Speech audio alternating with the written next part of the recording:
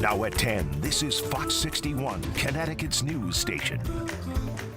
It was a violent weekend in Hartford, and police are now investigating a handful of shootings.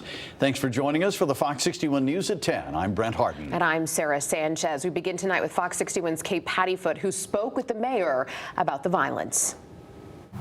Although there were 3 shootings this weekend, police say the amount of shootings this year is still low compared to previous years. 4 people were shot in Hartford this past Saturday in 3 shootings. 1 person was found shot on Wethersfield Avenue, and 3 others were hurt in a shooting near Barber and Judson Street. Hartford police say all of the victims are expected to recover, and these shootings were not related to each other. Lieutenant Aaron Boisvert and Mayor Arunan Arulampalam said this many shootings in one night is never good. We really are working collaboratively with the community and PD to make these streets safer here in the city of Hartford, and we're showing that it's working.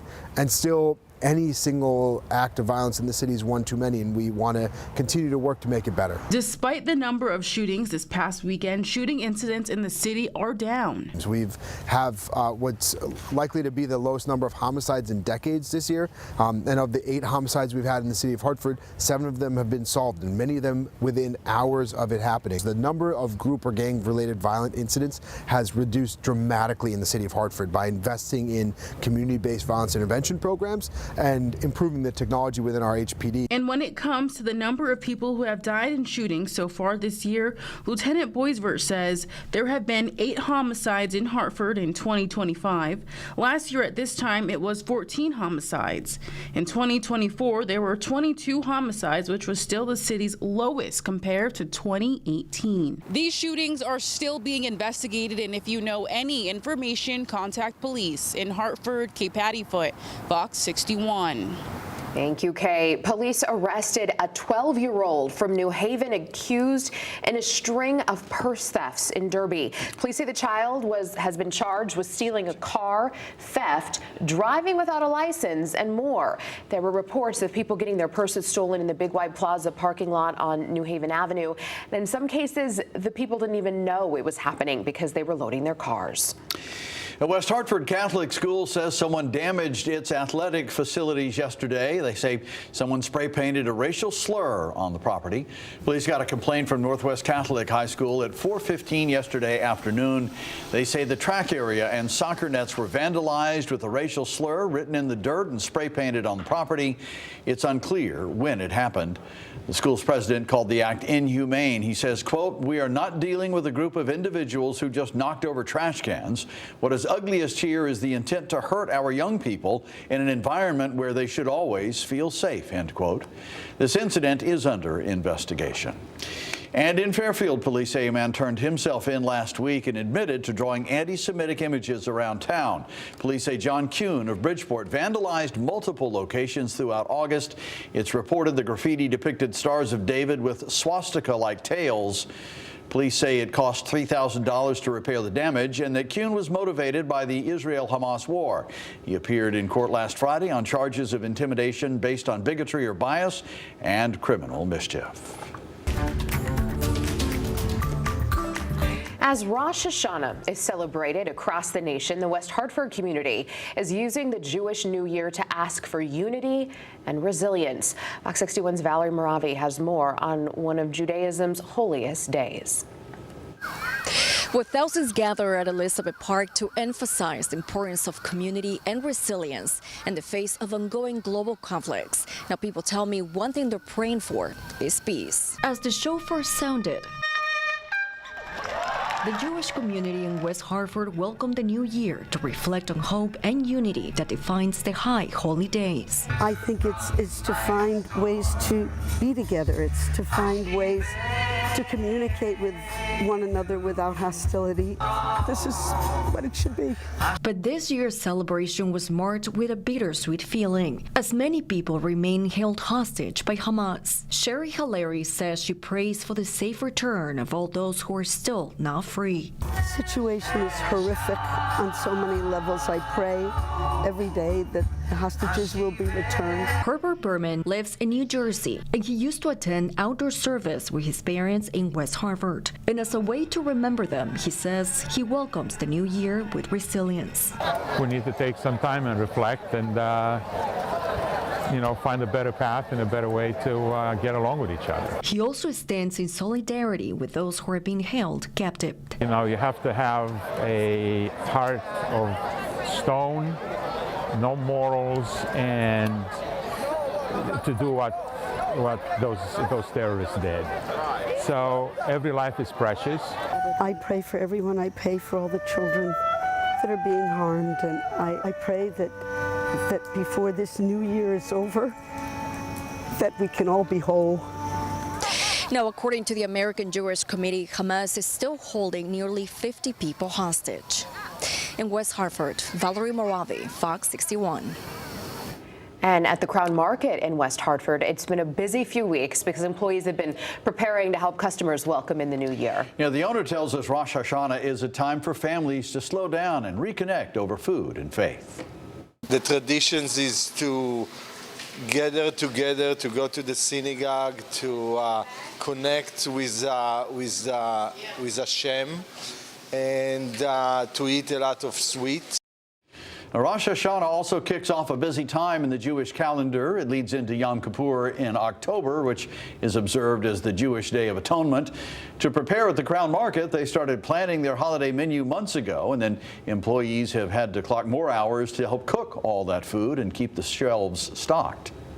Turkey, cranberry sauce, and we're having a kugel, and we're going to have some apple and honey, of course. That's traditional. Brisket, there are matzo ball soup, there is a lot of items that we don't normally serve through the year, and we got prepared for probably over 5,000 customers that went through the store this week. Now, the owners say all that hard work is worth it to start the new year with the same traditions families have been celebrating for years. Rosh Hashanah ends Wednesday. It was exciting to get here and try, right? You always have to try.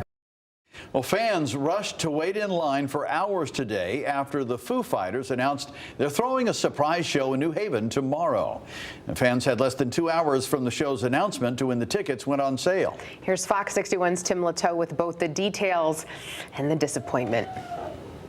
Hundreds of fans spent hours waiting in line Monday evening at Toad's Place for the chance to buy Foo Fighters tickets for a surprise show on Tuesday.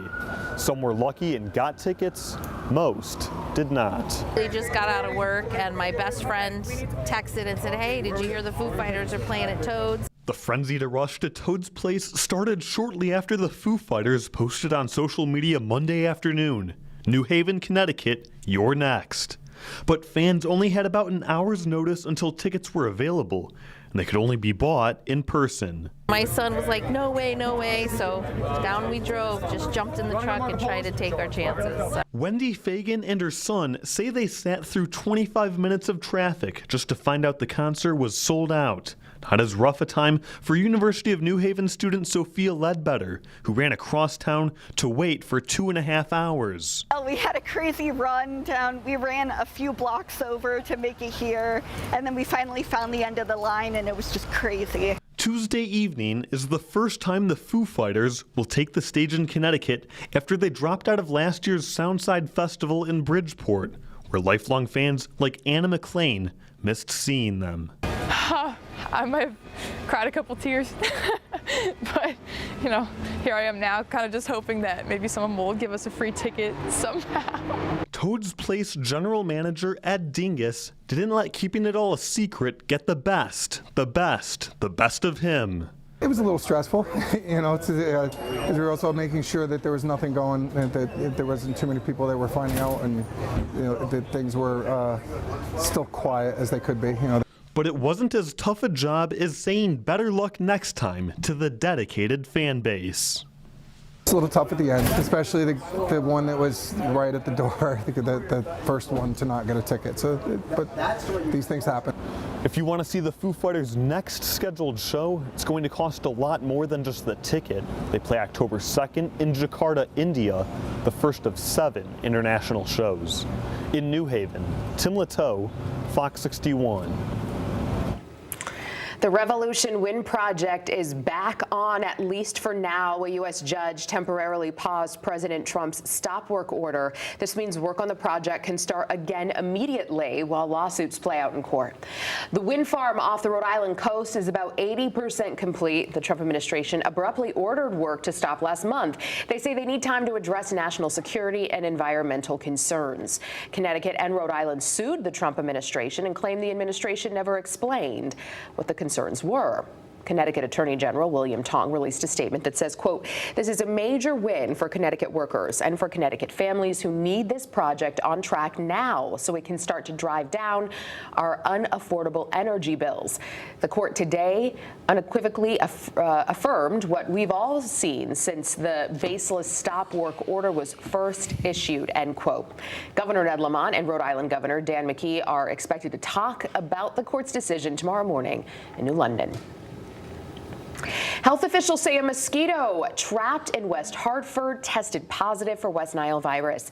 So they're issuing another reminder so people protect themselves. They encourage everyone who spends time outside to use repellent, wear long sleeves and pants, and stay inside from dusk to dawn if you can. They say it's important for everyone to get rid of standing water where the mosquitoes breed. There's no vaccine or treatment for West Nile, and most people who get it never feel sick. But still, 1 in 5 develops a fever and in rare cases becomes very sick.